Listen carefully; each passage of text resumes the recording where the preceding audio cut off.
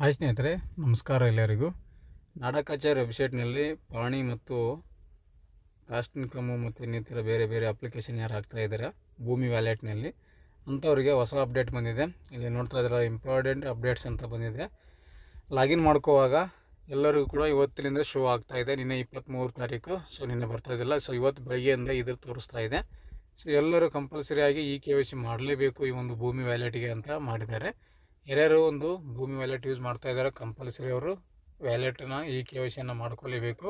ಭೂಮಿ ವ್ಯಾಲೆಟ್ಗೆ KYC ಮಾಡಬೇಕು. ಮಾಡಿಲ್ಲ ಅಂದರೆ ಅದು ಓಪನ್ ಆಗೋದಿಲ್ಲ. ಮಾನಿಟರಿ ಮಾಡಿದ್ದಾರೆ.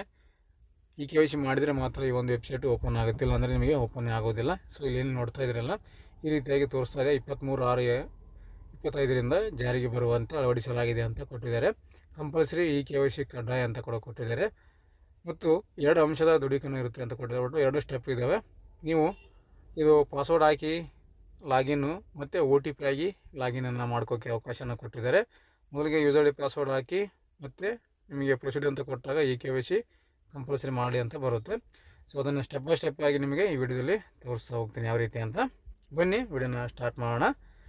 ಮೊದಲಿಗೆ rtc.karnataka.go.in ಅಂತ ಸರ್ಚ್ ಮಾಡಿ, ಇಲ್ಲಿದೆಲ್ಲ ಇದನ್ನು ಫಸ್ಟ್ ಲಿಂಕನ್ನು ಕ್ಲಿಕ್ ಮಾಡಿಕೊಂಡ್ರೆ ನೋಡಿ ಭೂಮಿ ವ್ಯಾಲೆಟ್ ಸರ್ವಿಸ್ ಅಂತ ಬಂದಿದೆ. ಇಲ್ಲಿ ನಿಮಗೆ ರೈಟ್ ಸೈಡಿಗೆ ತೋರಿಸುತ್ತೆ. ಎಲ್ಲ ಏನೇನು ಅಪ್ಡೇಟ್ಸ್ ಇದೆ ಅಂತ ಎಲ್ಲ ನೋಡ್ಕೊಳ್ಳಿ. ಒಂದ್ಸಲ ನೋಡಿಕೊಂಡು ಲಾಗಿನನ್ನು ಮಾಡ್ಕೊಳ್ಳಿ. ಇಲ್ಲಿ ಯೂಸರ್ ಐ ಡಿ ಪಾಸ್ವರ್ಡು ಹಾಕ್ಕೊಳ್ಳಿ. ನಿಮಗೆ details user I D password ಹಾಕಿ ಕ್ಯಾಪ್ಚರ್ ಕೋಡ್ ಹಾಕಿ ನೀವು ಪ್ರೊಸೀಡ್ ಅಂತ ಕೊಟ್ಟರೆ ನೋಡಿ KYC ರಿಕ್ವೈರ್ಡ್ ಅಂತ ಈ ರೀತಿ ತೋರಿಸುತ್ತೆ. Please proceed with the KYC process ಅಂತಿದೆ. ನೀವು ಪ್ರೊಸೀಡ್ ಅಂತ ಕ್ಲಿಕ್ ಮಾಡ್ಕೊಳ್ಳಿ. ನಿಮ್ಮ ಒಂದು ಆಧಾರ್ ಕಾರ್ಡಿಗೆ ಮೊಬೈಲ್ ನಂಬರ್ ಲಿಂಕ್ ಇರಲೇಬೇಕು. ಯಾರು ಇದನ್ನು ಡೈಲಿ ಯೂಸ್ ಮಾಡ್ತಾ ಇದ್ದೀರಾ ಅವರ ಒಂದು ಆಧಾರ್ ಕಾರ್ಡ್ ಹಾಕಬೇಕಾಗುತ್ತೆ.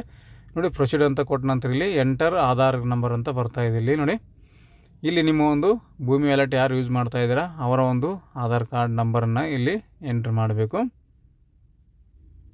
ನಾನಿಲ್ಲಿ ಆಧಾರ್ ಕಾರ್ಡ್ ನಂಬರ್ನ ಎಂಟ್ರ್ ಮಾಡ್ತಾ ಇದ್ದೀನಿ. ಮಾಡಿದ ನಂತರ ಸ್ಟಾರ್ಟ್ KYC ವೆರಿಫಿಕೇಷನ್ ಅಂತ ಕ್ಲಿಕ್ ಮಾಡಿ. ಮಾಡಿದ ನಂತರ ಇಲ್ಲಿ ಆಡಳಿತ ಕೇಂದ್ರದ ಆಧಾರ ಸೇವೆಗೆ ಬರುತ್ತೆ. KYC ವೆಬ್ಸೈಟ್ಗೆ ಇಲ್ಲಿ ನಿಮ್ಮ ಒಂದು ಆಧಾರ್ ನಂಬರನ್ನ ಎಂಟ್ರ್ ಮಾಡಬೇಕು. ಸೇಮ್ ಇವಾಗ ಕಾಸ್ಟ್ ಇನ್ಕಮ್ ಹಾಕುವಾಗ ಪ್ರೊಸೆಸ್ ಯಾವ ರೀತಿ ಕೇಳುತ್ತೆ, ಸೊ ಇದನ್ನು ಅದೇ ರೀತಿಯಾಗಿ KYC ಪ್ರೊಸೆಸ್ ಆಗ್ತಾ ಇದೆ.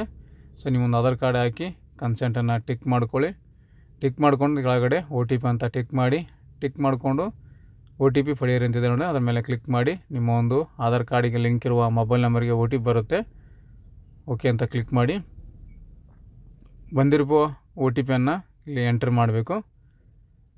OTP ಎಂಟ್ರ್ ಮಾಡಿ ಸಬ್ಮಿಟ್ ಅಂತ ಏನು ಕಾಣ್ತಾ ಇದೆ ಕೆಳಗಡೆ ನಿಮಗೆ ಸಬ್ಮಿಟ್ ಮಾಡ್ಕೊಳ್ಳಿ. ಕೆಲವು ಸಲ OTP ಬೇಗ ಬರೋದಿಲ್ಲ, ಯಾಕಂದರೆ ಆಲ್ ಓವರ್ ಕರ್ನಾಟಕ ಈ ಒಂದು KYC ಪ್ರೊಸೆಸ್ ನಡೀತಾ ಇದೆ. ಸೊ ಭಾಳಷ್ಟು ಯೂಸರ್ಸ್ಗಳು KYC ಮಾಡ್ತಾ ಇರ್ತಾರೆ, ಯಾಕಂದರೆ ಡೈಲಿ ಯೂಸ್ ಮಾಡೋರು KYC ಮಾಡ್ಕೊಳ್ಳೇಬೇಕಾಗುತ್ತೆ. ಸೊ ಹಾಗಾಗಿ OTP ಸ್ವಲ್ಪ ಲೇಟಾಗಿ ಬರುತ್ತೆ, ವೇಟ್ ಮಾಡಬೇಕು. ಯಾಕಂದರೆ ನನಗೂ ಕೂಡ ಸ್ವಲ್ಪ ಲೇಟಾಗಿ ಬಂತು, ಹಾಗಾಗಿ OTP ಬಂದಿಲ್ಲ ಅಂತ ಅದನ್ನು ಕ್ಯಾನ್ಸಲ್ ಮಾಡೋಕೆ ಹೋಗ್ಬೇಡಿ. ಬಂದೇ ಬರುತ್ತೆ OTP, ಸ್ವಲ್ಪ ವೇಟ್ ಮಾಡಿ. OTP ಹಾಕಿ ಸಬ್ಮಿಟ್ ಮಾಡಿದ್ದೀನಿ ನಾನು. ನೋಡಿ ಇಲ್ಲಿ ಸಬ್ಮಿಟ್ ಮಾಡಿದ ನಂತರ ಈ ರೀತಿ ಬರುತ್ತೆ ಭೂಮಿ ಆನ್ಲೈನ್. ಇಲ್ಲಿ ವ್ಯಾಲೆಟ್ ಬಳಕೆದಾರರ ಪರಿಶೀಲನೆ ಅಂತ ಬಂದಿದೆ. Wallet user verification. ಫಲಾನುಭವಿಯ ಫೋಟೋ ಯಾರು ಇರ್ತಾರೆ ಅವ್ರದ್ದು ವ್ಯಾಲೆಟ್ದು ಅವರ ಒಂದು ಫೋಟೋ ಬರುತ್ತೆ. ಆಧಾರ್ ಕಾರ್ಡ್ನಲ್ಲಿ ಯಾವ ರೀತಿ ಇರುತ್ತೆ ಅವರ ಫೋಟೋ, ಆ ಒಂದು ಫೋಟೋ ಶೋ ಆಗುತ್ತೆ. ಅದಾದ ನಂತರ ಇಲ್ಲಿ KYC ಪರಿಶೀಲನೆದಾರರ ಹೆಸರು ಕೂಡ ಬರುತ್ತೆ.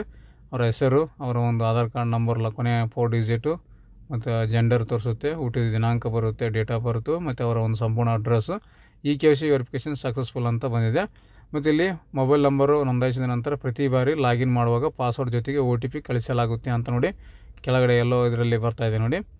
ಪ್ರತಿ ಸಲ ನಿಮಗೆ ಲಾಗಿನ್ ಮಾಡುವಾಗ OTP ಬರುತ್ತೆ ಅಂತ ಕಡ್ಡಾಯವಾಗಿ. ಆ ಒಂದು OTP ಯಾವ ನಂಬರಿಗೆ ಬರಬೇಕು ಅನ್ನೋದು ಇಲ್ಲಿ ನಿಮಗೆ ಮೊಬೈಲ್ ನಂಬರ್ ಕೇಳುತ್ತೆ ನೋಡಿ, ಮೊಬೈಲ್ ಸಂಖ್ಯೆ ನಮೂದಿಸಿ ಅಂತ. ಇಲ್ಲಿ ಯಾವ ನಂಬರ್ ಹಾಕ್ತೀರಾ ಆ ನಂಬರ್ಗೆ ಮತ್ತೊಂದು ಸಲ ಕಳಿಸಿದರೆ OTP ಬರುತ್ತೆ ನಿಮಗೆ. ಇಲ್ಲಿ ಯಾವ ನಂಬರ್ ಕೊಡ್ತೀರಾ ಪ್ರತಿ ಸಲ ಲಾಗಿನ್ ಮಾಡುವಾಗ ಅದೇ ನಂಬರ್ಗೆ OTP ಬರುತ್ತೆ ಅಂತಲೇ ಅರ್ಥ ನೋಡಿ. ಇಲ್ಲಿ ಯಾವ ನಂಬರ್ ಹಾಕಿರುತ್ತೆ ಅದೇ ನಂಬರ್ಗೆ ಒಂದು OTP ಬರುತ್ತೆ. ಇವಾಗ ಕೂಡ ಅದನ್ನು ಹಾಕಿ ನೀವು ವೆರಿಫೈ ಮಾಡಬೇಕು, ವ್ಯಾಲಿಡೇಟ್ ಕೊಡಬೇಕು. OTP ಹಾಕಿ ನಾನು ವ್ಯಾಲಿಡೇಟ್ ಕೊಡ್ತಾಯಿದ್ದೀನಿ. ಸೊ ನಾನು ಡೈಲಿ ಯೂಸ್ ಮಾಡುವಂಥ ನಂಬರೇ, ಅದನ್ನು ಹಾಕಿ ನಾನು ವ್ಯಾಲಿಡೇಟ್ OTP ಅಂತ ಕ್ಲಿಕ್ ಮಾಡ್ಕೊತೀನಿ. ಇಲ್ಲಿ ಯಾವ ನಂಬರ್ ಕೊಟ್ಟಿರ್ತೀರ ಅದೇ ನಂಬರ್ಗೆ ಇನ್ಮೇಲೆ OTP ನಿಮಗೆ ಅಲ್ಲಿ ಪ್ರತಿ ಸಲ ಲಾಗಿನ್ ಮಾಡುವಾಗ OTP ಬರುತ್ತೆ ನೋಡಿ. KYC ಕಂಪ್ಲೀಟೆಡ್ ಅಂತ ಬಂದಿದೆ. ಈ ರೀತಿಯಾಗಿ ನೀವು ತುಂಬ ಈಸಿಯಾಗಿ ವ್ಯಾಲೆಟ್ನ KYCಯನ್ನು ಮಾಡ್ಕೋಬೇಕು. ಸೊ ಇವಾಗ ಮತ್ತೆ ಇಲ್ಲಿ ನೋಡಿ ಲಾಗಿನ್ ಹಿಂದಿರುಗಿ ಅಂತ ಕೊಟ್ಟಿದ್ದಾರೆ. ಬ್ಯಾಕ್ ಟು ಲಾಗಿನ್ ಅಂತ ಬಂದಿದೆ, ಅದನ್ನು ಕ್ಲಿಕ್ ಮಾಡ್ಕೊಳ್ಳಿ. ಒಮ್ಮೆ ಲಾಗಿನ್ ಮಾಡಿ ನಿಮಗೆ ತೋರಿಸ್ತೀನಿ ಯಾವ ರೀತಿ OTP ಬರುತ್ತೆ ಕೇಳುತ್ತೆ ಅಂತ ನೋಡಿ. ಇವಾಗ ಯೂಸರ್ ಐ ಡಿ, ನಿಮ್ಮ ಒಂದು ಭೂಮಿ ಲಾಗಿನ್ ಯೂಸರ್ ಐ ಡಿ ಹಾಕಬೇಕು. ಯೂಸರ್ ಐ ಡಿ ಹಾಕಿದ ನಂತರ ಮತ್ತೆ ಕೆಳಗಡೆ ಪಾಸ್ವರ್ಡ್ ಹಾಕಬೇಕು. ನಾರ್ಮಲಾಗಿ ಡೈಲಿ ಏನು ಮಾಡ್ತೀರಾ user I D password hockey login ಮಾಡ್ತಾಯಿದ್ವಿ. ಇವಾಗ ಅದೇ ಇದೆ, ಸ್ವಲ್ಪ ಡಿಫ್ರೆಂಟ್ ಮಾಡಿದ್ದಾರೆ. ಇವಾಗ ಕ್ಯಾಪ್ಚರ್ ಕೋಡ್ ಹಾಕಬೇಕು. ಕ್ಯಾಪ್ಚರ್ ಕೋಡ್ ಹಾಕಿದ ನಂತರ ಪ್ರೊಸೀಡ್ ಅಂತ ಕ್ಲಿಕ್ ಮಾಡಿ. ಪ್ರೊಸೀಡ್ ಅಂತ ಕ್ಲಿಕ್ ಮಾಡಿ ನೋಡಿ, OTP ಸೆಂಟ್ ಅಂತ ಬಂದಿದೆ. OTP sent register mobile number ಅಂತ ಬಂದಿದೆ. ಕ್ಲಿಕ್ ಮಾಡಿದ ನಂತರ ಇಲ್ಲಿ OTP ಕೇಳುತ್ತೆ, ಎಂಟರ್ OTP ಅಂತ ಕೇಳ್ತಾ ಇದೆ ನೋಡಿ. OTP ಬಂದಿಲ್ಲ ಅಂದರೆ ರೀಸೆಂಟ್ OTP ಕೂಡ ಅವಕಾಶನ ಕೊಟ್ಟಿದ್ದಾರೆ. OTP ಹಾಕಿ ಲಾಗಿನನ್ನು ಮಾಡ್ಕೊಳ್ಳಿ. ನೋಡಿ ಇವಾಗ ಲಾಗಿನ್ ಆಗಿದೆ. ಮುಂಚೆ ಡೈರೆಕ್ಟ್ ಲಾಗಿನ್ ಆಗ್ತಾಯಿತ್ತು, ಇವಾಗ OTP ಹಾಕಿನೇ ಲಾಗಿನನ್ನು ಮಾಡ್ಕೋಬೇಕು. ಸ್ನೇಹಿತರೆ, ಇದಿಷ್ಟು ಈ ಒಂದು ಭೂಮಿ ವ್ಯಾಲೆಟ್ನ KYC ಪ್ರೊಸೆಸ್ಸನ್ನು ನಿಮಗೆ ತಿಳಿಸ್ಕೊಟ್ಟಿದ್ದೀನಿ. ಯಾರಿಗಾದರೂ ಏನಾದರೂ ಎಲ್ಲಾದರೂ ಈ ಒಂದು KYC ಮಾಡುವಾಗ ತೊಂದರೆ ಆಗ್ತಾಯಿದ್ದರೆ, ಏನಾದರೂ ಕನ್ಫ್ಯೂಸ್ ಇದ್ದರೆ, ಡೌಟ್ಸ್ ಇದ್ದರೆ ಕಮೆಂಟ್ ಮಾಡಿ. ಕಮೆಂಟಲ್ಲೇ ನಿಮಗೆ ಉತ್ತರವನ್ನು ಕೊಡ್ತೀನಿ ಅಂತ ಹೇಳ್ತಾ, ಈ ಒಂದು ವಿಡಿಯೋ ಯೂಸ್ಫುಲ್ ಆಗಿದೆ ಅಂತ ಅಂದ್ಕೊತೀನಿ. ಇಷ್ಟ ಆದರೆ ಲೈಕ್ ಮಾಡಿ, ಇತರರಿಗೆ ಶೇರ್ ಮಾಡಿ. ಹಾಗೆ ನಮ್ಮ ಚಾನಲ್ನ ಯಾರೆಲ್ಲ ಹೊಸದಾಗಿ ನೋಡ್ತಾ ಇದ್ದೀರಾ ಸಬ್ಸ್ಕ್ರೈಬ್ ಮಾಡಿಕೊಂಡು ಬೆಲ್ ಐಕನ್ ಪ್ರೆಸ್ ಮಾಡಿಕೊಂಡು ಸಪೋರ್ಟ್ ಮಾಡಿ ಅಂತ ಹೇಳ್ತಾ, ಥ್ಯಾಂಕ್ಸ್ ಫಾರ್ ದ ವಾಚಿಂಗ್.